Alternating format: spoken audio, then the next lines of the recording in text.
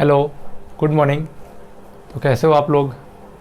कैसी चल रही है आप लोगों की पढ़ाई? पहले ये बताओ। उम्मीद करते हैं आपकी पढ़ाई अच्छी चल रही होगी और जितना करा रहे हैं उसको आप अच्छे तरीके से प्रॉपर नोट्स मेंटेन करके अच्छे तरीके से रिवाइज़ कर रहे होगे चीज़ों को। तो जैसे कि आपको पता है कि जो कोरोना पेंडेमिक है वो कुछ ज़्यादा ही परेशानी दे रहा है, तो लेकिन अपन लोग को परेशान नहीं होना है, अपन लोग को बस पढ़ते जाना है और जितना आपको कराते जा रहे हैं उसको अच्छे तरीके से रिवाइज़ करते जाओ, है ना। और बस आप लोगों से एक ही रिक्वेस्ट है कि आप लोग ज़्यादा से ज़्यादा इन वीडियोस को शेयर किया करो, क्योंकि हम देख रहे हैं कि आप लोग बिल्कुल शेयर नहीं करते हो, बिल्कुल भी नहीं करते हो, ना वीडियो को लाइक करते हो ना शेयर करते हो।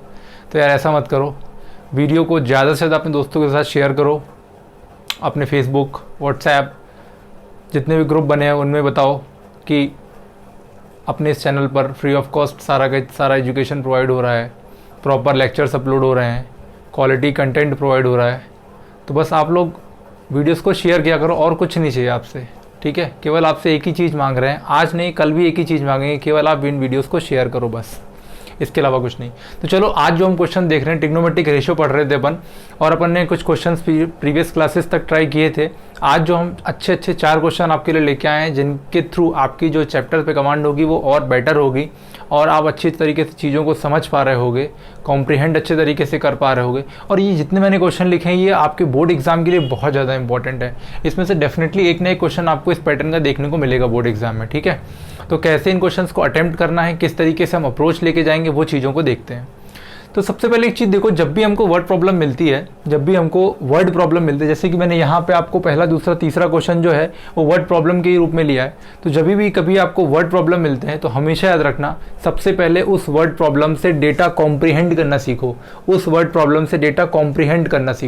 कॉम्प्रिहेंड करने का मतलब क्या होता है, उस जो वर्ड प्रॉब्लम दिया है, जो सेंटेंस में वर्ड प्रॉब्लम दिया है, उससे आप डेटा को पहले पिकअप करना सीखो। समझ रहे हो ना कि डेटा दिया क्या है हमको। जब वो चीज़ पिकअप करना सीख जाओगे और निकालना क्या है वो चीज़ सीख जाओगे तो अपने आप सारी चीज़ें आपके लिए आसान हो जाएंगी, ठीक है। हम ट्रिग्नोमेट्रिक रेशियो की बात नहीं कर रहे हैं, आप कोई भी चैप्टर हो, अगर आप उस वर्ड प्रॉब्लम के डेटा को कॉम्प्रिहेंड अच्छे तरीके से कर पा रहे हो, मतलब चीज़ों को समझ अच्छे तरीके से पा रहे हो, उसमें से डेटा निकाल पा रहे हो। अब डेटा निकालने का मतलब क्या है कि उसमें गिवन क्या क्या है वो निकाल लिया, निकालना क्या है अपन को वो निकाल लिया, ठीक है। जब इतना चीज़ें कर लोगे ना, गिवन और जब टू प्रूफ, जो हमको प्रूफ करना है, जब दो चीज़ें आपको उनको मालूम हो जाएंगी तो अपन आसानी से चीज़ों पे काम कर सकते हैं और आसानी से सोल्यूशन की तरफ बढ़ सकते हैं, ठीक है। तो इसी बात के थ्रू हम पहला क्वेश्चन आपको समझाने जा रहे हैं। देखो सबसे पहले क्वेश्चन में दिया है इन अ रेक्टेंगल ABCD। तो सबसे पहले दिमाग में एक रेक्टेंगल, जब उसने बोला तो एक दिमाग में तुरंत पिक्चर आ जानी चाहिए कि रेक्टेंगल क्या होता है, ठीक है, वो आ गई। उसके बाद हमको दिया कि रेक्टेंगल में AB बराबर 20 सेंटीमीटर दिया गया है, एंगल BAC बराबर 60 डिग्री दिया गया है। हमको कैलकुलेट करना है साइड BC की वैल्यू क्या होगी, देखो तो जैसे ही मैंने रेक्टेंगल देखा तो मेरे दिमाग में तुरंत आना चाहिए कि रेक्टेंगल क्या होता है। तो मैंने ये रेक्टेंगल बना दिया, मैंने ये रेक्टेंगल बनाया, ये एक हो गया मेरा रेक्टेंगल। शायद आपको ये दिखाई नहीं दे रहा होगा, थोड़ा इसको नीचे कर देते हैं। देखो ये मैंने एक रेक्टेंगल बना दिया,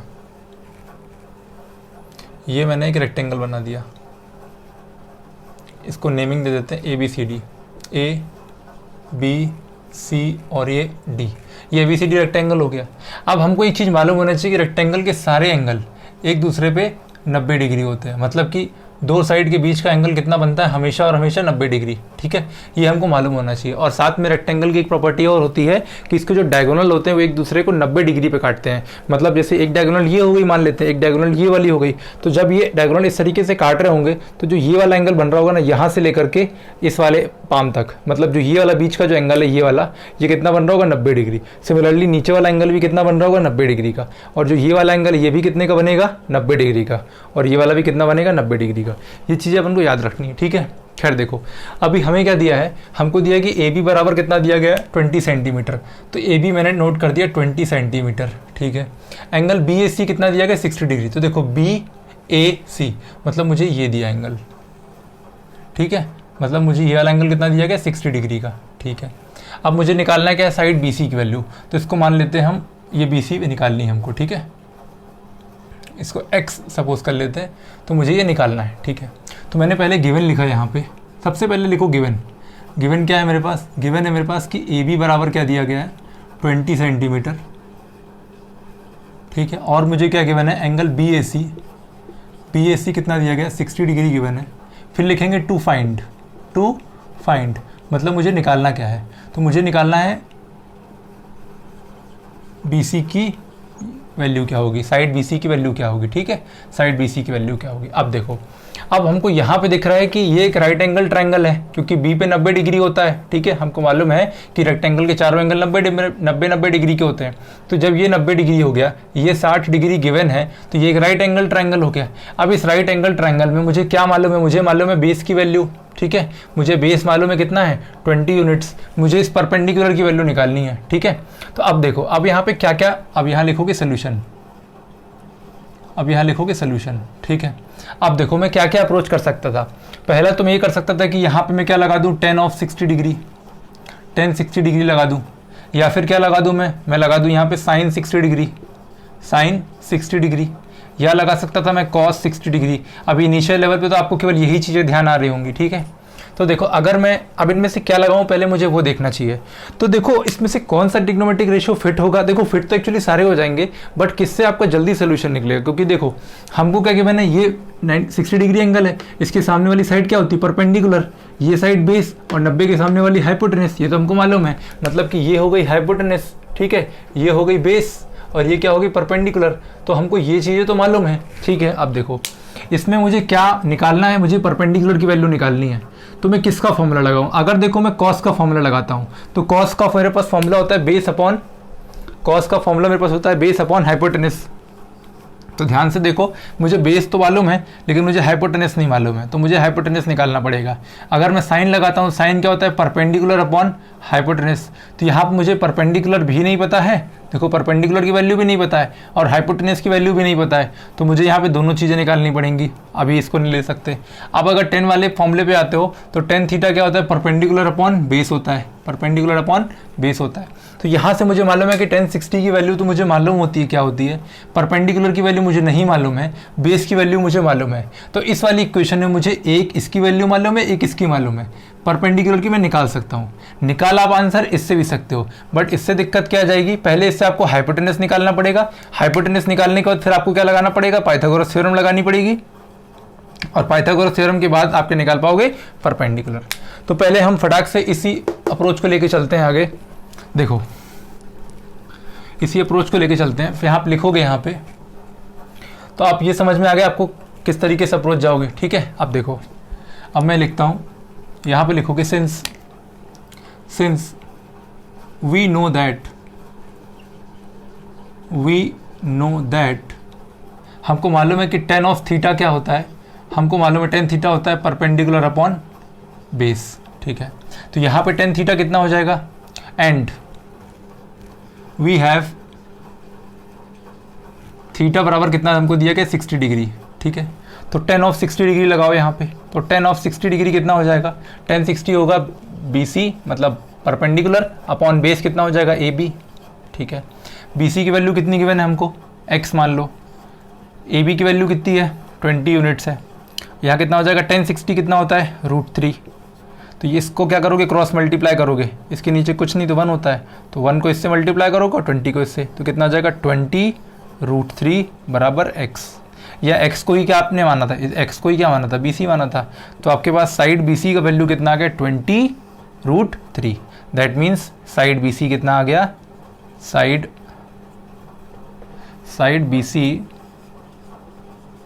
इक्वल्स टू 20 √3 सेंटीमीटर। ठीक, ये आपका आंसर आ गया। इस तरीके से अप्रोच को लेके जाना है अपन को। ठीक है, इस तरीके से लेके जाना है, इसको नोट करो। अब देखो, अगर मैं इसमें tan थीटा नहीं लगाता तब क्या होता है, ये भी समझो आप। देखो अगर मैं यहाँ tan थीटा नहीं लगाता, अब जो गलत है, मैं उस गलत एक्चुअली नहीं है, बट जिससे आप लेंदी जाते, अगर आप उसको करते तो क्या होता। देखो हमको मालूम है, अगर मैं यहाँ लगाता हूँ cos थीटा, तो हमको मालूम है कि cos थीटा बराबर क्या होता है, बेस अपॉन हाइपोटेनस। ठीक है, अब यहाँ पे बेस की वैल्यू कितनी है, 20 अपॉन हाइपोटेनस कितना नहीं पता, तो h रहने दो। ठीक है, अब यहाँ पे क्या है, cos, अच्छा एंगल कितना है, 60 डिग्री, तो cos ऑफ 60 डिग्री बराबर कितना आ जाएगा, 20 अपॉन h आ जाएगा। तो cos 60 कितना होता है, cos 60 होता है 1/2 बराबर 20 अपॉन h। तो यहाँ से आप क्या करोगे, क्रॉस मल्टीप्लाई करोगे, तो h को 1 से मल्टीप्लाई करोगे और 2 को 20 से, तो h इंटू 1 h होगा और 20 इंटू 2, तो h का वैल्यू कितना आ रहा होगा 40 सेंटीमीटर।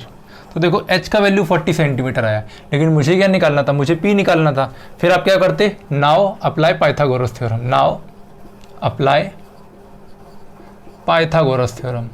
अब जब आप पाइथागोरस थ्योरम अप्लाई कर रहे होगे तब क्या आ रहा होगा, हाइपोटेनस स्क्वायर बराबर base square plus perpendicular square, base square plus perpendicular square. Hypotenuse की वैल्यू कितनी है 40, तो 40 का स्क्वायर बराबर बेस की वैल्यू कितनी है 20 का स्क्वायर प्लस पी स्क्वायर। अब देखो 40 का स्क्वायर होता है 1600 बराबर 400 प्लस पी स्क्वायर। ठीक है, अब यहाँ से इसको जब माइनस करोगे कितना हो जाएगा, 1600 मतलब 1600 माइनस 400 जब कर रहे होगे तो आ रहा आपके पास 1200 बराबर पी स्क्वायर।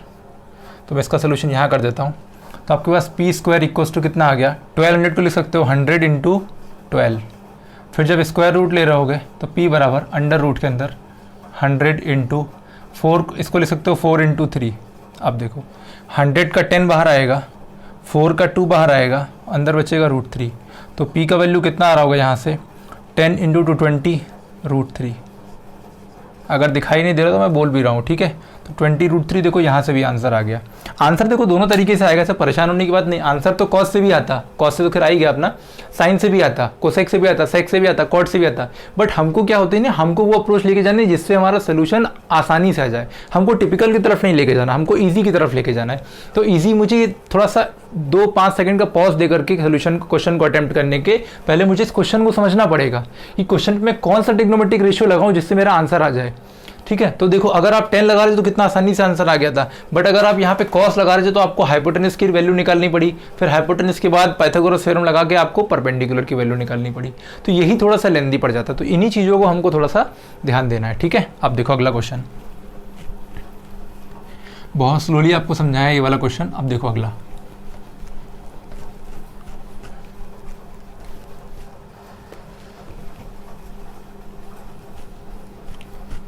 अब अगले वाले क्वेश्चन पे देखोगे हमको एक रोम्बस दिया है, हमें एक रोम्बस दिया गया है। और रोम्बस क्या होता है, रोम्बस क्या होता है, रोम्बस जैसे कि स्क्वायर होता है। आपको स्क्वायर मालूम है क्या होता है। स्क्वायर के क्या करो, दो डायगोनल को पकड़ के एक तरफ खींच दो, या तो पास ले आओ या उनको थोड़ा सा अपोजिट डायरेक्शन में खींच दो, तो जो फिगर बनेगा वो रोम्बस बनेगा। देखो जैसे मैं आपको बताने की कोशिश करता हूँ। देखो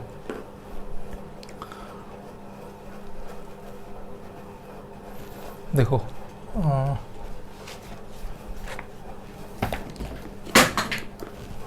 देखो जैसे कि ये स्क्वायर बना मेरे पास, ये एक स्क्वायर है।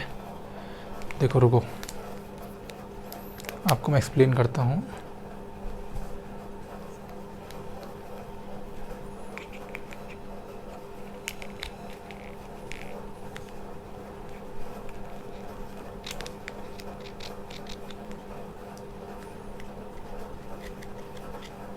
ठीक है, ये हो गया। अब देखो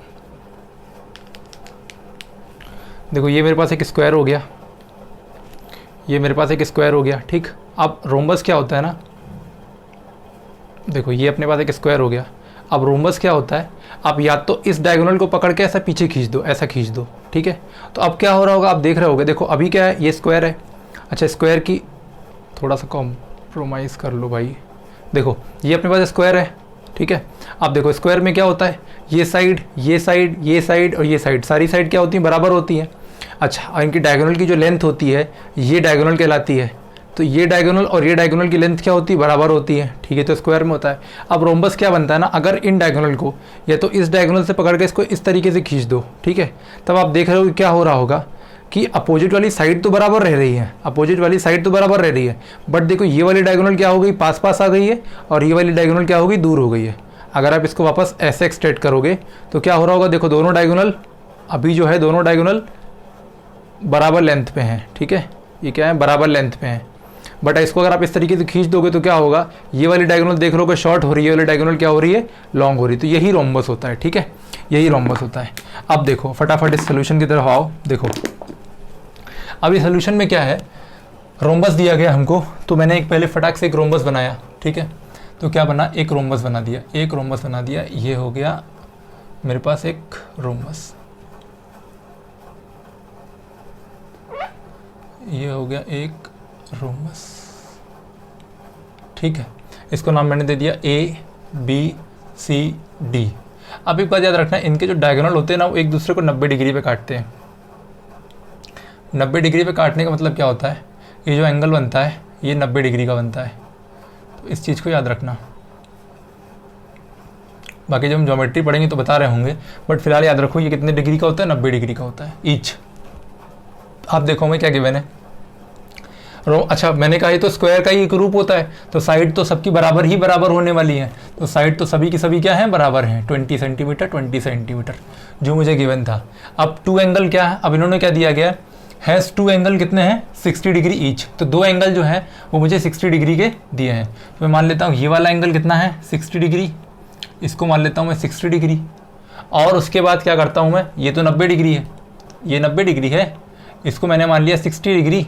अब क्या करो, ये वाला एंगल कितना मान लो, इसको भी कितना मान लो, 60 डिग्री, या इसको नहीं मानो, इसको मान लो। चलो आप क्या करो, चलो इसी को मान लो, इसको कितना मान लो, 60 डिग्री। ठीक है, इसको कितना मान लिया, 60 डिग्री। अब देखो, अब इस क्वेश्चन की तरफ बढ़ने के पहले आप ये देखो, तो पहले लिख लो गिवन।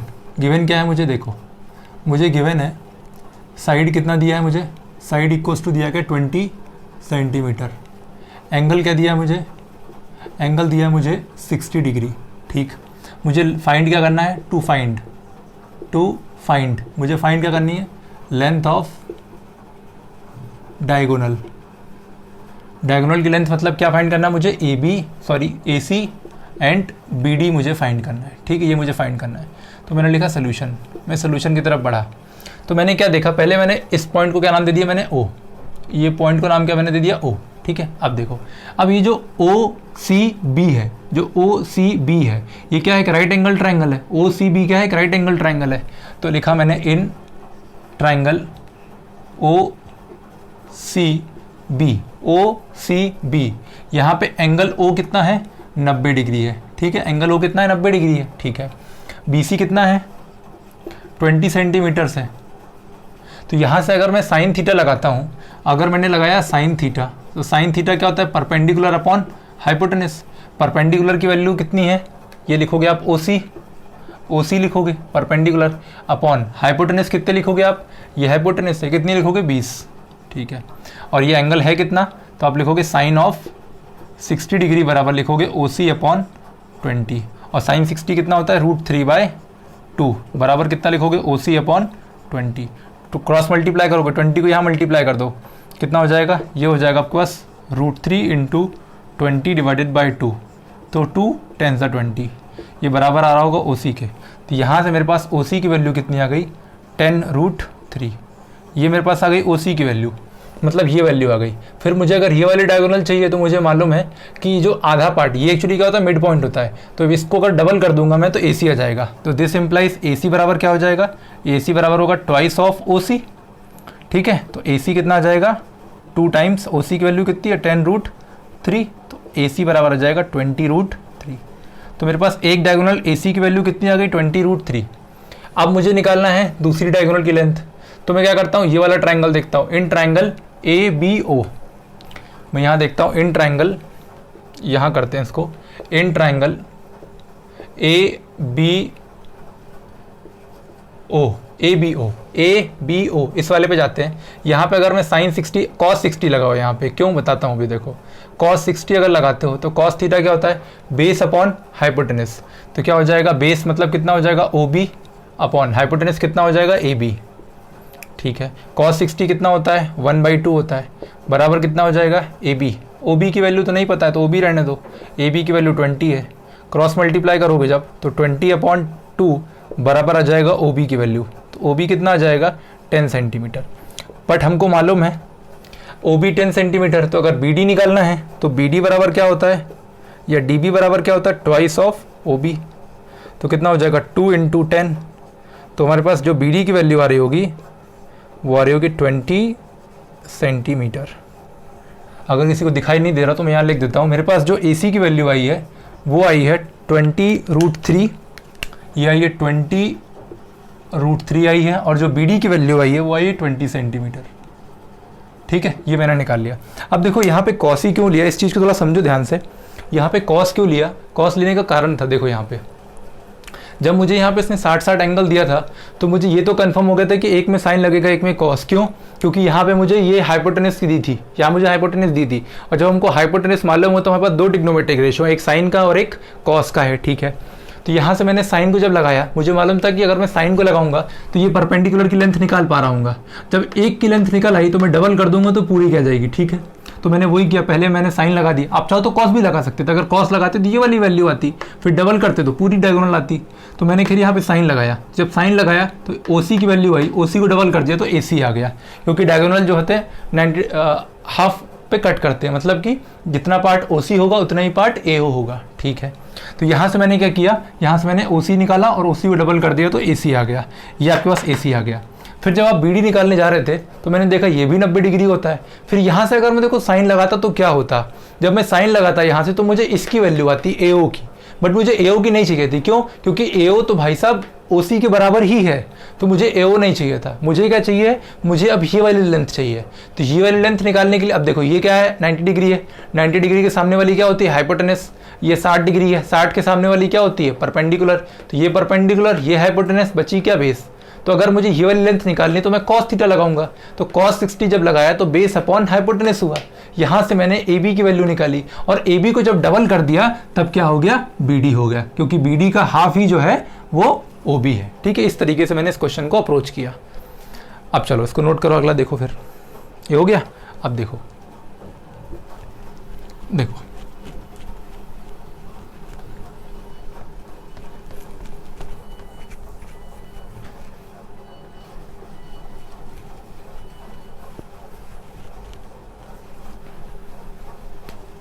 अब अगले क्वेश्चन की तरफ जाओ। देखो इसमें क्या दिया है, altitude AD of triangle ABC in which angle A क्या है, ऑब्ट्यूज एंगल है। तो एंगल A, पहले तो एक ट्राइंगल बनाना पड़ेगा मुझे, तो मैंने ट्राइंगल बनाया ABC, मैंने ट्राइंगल बनाया ABC, तो इसको ले लिया A, इसको ले लिया B, इसको ले लिया C। अब क्या दिया है, ऑल्टीट्यूड क्या है AD। ऑल्टीट्यूड क्या होती है, किसी एक साइड से सामने वाली साइड पर 90 डिग्री परपेंडिकुलर डालो, वो होती है ऑल्टीट्यूड। ठीक है, ये ऑल्टीट्यूड है। ठीक है, जरूरी नहीं है कि ऑल्टीट्यूड हमेशा इस सामने वाली साइड का मिड पॉइंट हो, ये हो भी सकती, नहीं भी हो सकती। फॉर एग्जांपल अगर ऐसा ट्रायंगल दिया है, देखो अगर ऐसा ट्रायंगल दिया है, मान लेते हैं ABC मान लेते हैं। आप जब इसका ऑल्टीट्यूड डालोगे ना तो ऑल्टीट्यूड इसका स्ट्रेट लाइन आएगी, ये आएगी ऑल्टीट्यूड। अभी जो है ना ये ऑल्टीट्यूड हो रही होगी, तो ये ऑल्टीट्यूड है। तो जरूरी नहीं कि ऑल्टीट्यूड पहली चीज़ तो ट्रायंगल के अंदर है, ट्रायंगल के बाहर भी हो सकती है, पहली चीज़ तो ये। दूसरी बात ये कि ऑल्टीट्यूड जरूरी नहीं कि मिड पॉइंट हो, वो हो भी सकती है नहीं भी हो सकती है। ठीक है, तो इस बात को थोड़ा ध्यान रखना। अब देखो क्वेश्चन पे, अब जब इस क्वेश्चन पे आ रहे होगे तो यहाँ क्या दिया गया है कि AD जो है वो ऑल्टीट्यूड है, तो मैंने इसको नाम दे दिया D। ठीक है, triangle ABC in which angle A क्या है, ऑब्ट्यूज एंगल है। अब ऑब्ट्यूज एंगल का मतलब क्या होता है, ऑब्ट्यूज मतलब क्या होता है, ऑब्ट्यूज का मतलब ये होता है कि एंगल जो होता है 90 डिग्री से बड़ा होता है। एंगल जो होता है वो 90 डिग्री से बड़ा होता है ऑब्ट्यूज का, क्योंकि जब 90 के बराबर होता है तब ये राइट एंगल होता है, जब 90 से छोटा होता है तब क्या होता है, ये एक्यूट एंगल होता है। ठीक है, तो ये चीज़ें मैंने आपको बताई थी। तो मतलब कि ये क्या है, ऑब्ट्यूज एंगल है, मतलब 90 से बड़ा होगा। ठीक है, फिर उसके बाद मुझे दिया है AD बराबर 10 सेंटीमीटर। तो AD बराबर कितना दिया गया, 10 सेंटीमीटर, तो इसको मैंने मार्क कर दिया 10 सेंटीमीटर। BD बराबर कितना दिया गया है, 10, तो BD बराबर कितना हो गया, 10, ये वैल्यू 10 दी गई है। उसके बाद CD बराबर कितना दिया गया है, 10√3, 10√3 दिया है। मुझे क्या डिटरमाइन करना है, ये पूरा का पूरा एंगल फाइंड करना है, ये पूरा का पूरा एंगल फाइंड करना है। देखो तो इसमें कैसे अप्रोच करोगे, देखो सबसे पहले गिवन लिख लोगे, सबसे पहले गिवन लिखोगे। गिवन क्या है, BD बराबर कितना दिया गया है, 10 सेंटीमीटर। फिर लिखोगे DC बराबर कितना दिया गया है, 10√3 सेंटीमीटर। फिर लिखोगे AD बराबर कितना दिया गया, AD बराबर कितना दिया गया, 10 सेंटीमीटर। ये तो गिवन लिख लिया। फिर लिखो टू फाइंड। अब देखो प्रूफ तो यहाँ करना नहीं है, टू फाइंड करना है। फाइंड क्या करना है, एंगल A फाइंड करना है। ठीक है, अब देखो ये 90 डिग्री है, इसका मतलब लीनियर पेयर से ये भी कितना होगा, 90 डिग्री होगा। अब जब ये वाला 90 डिग्री है तो अगर यहाँ पे ले लो ये वाला एंगल थीटा, इसको ले लो थीटा थोड़ी देर के लिए। ठीक है,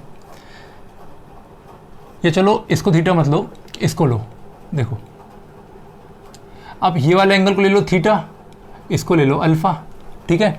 तो ये वाला एंगल कितना हो गया पूरा, यहाँ से लेकर के यहाँ तक कितना हो गया थीटा, और यहाँ से यहाँ तक कितना हो गया अल्फ़ा हो गया। तो अब यहाँ पे देख रहा हूँ मुझे क्या क्या पता है, देखो ये 90 डिग्री है, 90 डिग्री के सामने वाली हाइपोटेनस होती है, जो एंगल निकालना उसके सामने वाली साइड क्या होती है, परपेंडिकुलर होती है, बची हुई साइड क्या कहलाएगी, बेस। इस वाले जब ट्रायंगल पे जाओगे, ट्रायंगल ए डी बी पे जब जाओगे तो ये वाला डी पे 90 डिग्री है, इसके सामने वाली साइड क्या होगी, हाइपोटेनस होगी, ठीक है। एंगल के सामने वाली साइड क्या कहलाती है, परपेंडिकुलर कहलाती है, तो ये परपेंडिकुलर हो गई। उसके बाद बची हुई साइड क्या कहलाएगी, बेस, तो ये कॉमन साइड क्या है, इसकी बेस है। अब देखो जब यहाँ पे आप टेन थीटा, अब देखो यहाँ पे क्या लगाएं, देखो मुझे हाइपोटेनस नहीं पता है, तो अगर मैं कोई ऐसा फॉर्मूला लगाता हूँ जहाँ पे हाइपोटेनस आ रहा हो तो मुझे वहाँ पे थीटा की वैल्यू भी नहीं पता, जैसे कि साइन थीटा लगाओ अगर जो, तो साइन थीटा क्या होता है, परपेंडिकुलर अपॉन हाइपोटेनस होता है, तो मुझे हाइपोटेनस की वैल्यू भी नहीं पता और थीटा की वैल्यू भी नहीं पता है, तो यहाँ तो फंस जाएंगे। तो मुझे ऐसा ट्रिग्नोमेट्रिक रेशियो नहीं लगाना है जहाँ पे दोनों क्वांटिटी अननोन हो। हम यहाँ पे क्या लगा सकते हैं, हम यहाँ पे टेन थीटा लगा सकते हैं, यहाँ सोल्यूशन है आपका, हम यहाँ लगाते हैं टेन थीटा। तो टेन ऑफ थीटा क्या होता है, देखो टेन थीटा होता है आपके पास परपेंडिकुलर अपॉन बेस, तो परपेंडिकुलर कितना है 10√3 अपॉन बेस कितना है 10, तो 10 से 10 देखो कट गया, तो टेन थीटा कितना आ गया मेरे पास √3। फिर मुझे मालूम है कि थीटा कब √3 होता है 10 में, जब 10 60 डिग्री दिया हो, तो 10 ऑफ 60 डिग्री ये आ जाएगा 60 डिग्री, क्योंकि 10 60 √3 होता है। तो यहाँ से थीटा की वैल्यू आएगी 10 इनवर्स 10 60 डिग्री, तो यहाँ से थीटा आ रहा होगा 60 डिग्री, तो एक थीटा की वैल्यू कितनी आ गई 60 डिग्री। फिर जब मैं सिमिलरली जब इस वाले ट्रायंगल में लगा रहा हूँगा पाइथागोरस आपकी ट्रिग्नोमेट्रिक रेशियो, तो यहाँ पे जब आप ट्रायंगल लगाओगे 10 ऑफ अल्फ़ा, जब 10 अल्फ़ा लगा रहे होगे तो क्या होता है, परपेंडिकुलर अपॉन क्या होगा, बेस, बेस कितना है 10, ये कितना होगा 10 अल्फ़ा बराबर कितना आ रहा होगा, 10 और 10 कट रहा होगा कितना आ रहा होगा 1। तो मैं अब मुझे याद होना चाहिए कि 10 की किस वैल्यू पर 1 होता है, तो 10 45 डिग्री 1 होता है, ठीक है। अब अल्फ़ा की वैल्यू कितनी आ रही होगी 10 इनवर्स 10 45 डिग्री, तो यहाँ से अल्फ़ा कितना आ रहा है 45 डिग्री। तो जब अल्फ़ा 45 डिग्री आ रहा है, अब मुझे निकालना क्या था, एंगल ए निकालना था। अब फिर यहाँ लिखोगे कि सिंस एंगल ए जो है वो किसके बराबर है, अल्फ़ा प्लस थीटा के बराबर है। एंगल ए जो है ये पूरा एंगल अल्फ़ा और थीटा के बराबर है, तो अल्फ़ा की वैल्यू कितनी आई है 45 डिग्री प्लस थीटा की वैल्यू कितनी आई है 60 डिग्री। जब इसको जोड़ रहे होगे, जब इसको सम कर रहे होगे तो कितना आ रहा 105 डिग्री, ठीक है। तो मेरे पास एंगल ए की वैल्यू कितनी आ गई 105 डिग्री, और ये देख पा रहे होगे 90 से बड़ा है, तो ये ऑब्ट्यूज एंगल की मेरे पास वैल्यू आ गई, ठीक है। तो इस तरीके से हमने इस क्वेश्चन को अप्रोच किया है, ठीक है। तो क्वेश्चन को अप्रोच करने के लिए आप एक ही चीज़ याद रखना कि आप ऐसी कोई क्वेश्चन मत बनाना जहाँ पे 2 वेरिएबल अननोन हो, नहीं तो फिर आपको पाइथागोरस थ्योरम लगा के लेंदी हो जाएगा। और जो ये वाला क्वेश्चन है इसको अपन नेक्स्ट क्लास में करेंगे, आज के लिए अपन इतना रखते हैं। ये वाला क्वेश्चन अपन नेक्स्ट क्लास में डिस्कस करेंगे, और नेक्स्ट क्लास तक हम कोशिश करेंगे आपको ट्रिग्नोमेट्रिक जो रेशियो के बाद जो एंगल का कन्वर्जन है वो भी बता पाएँ। तो आज के लिए इतना, थैंक यू।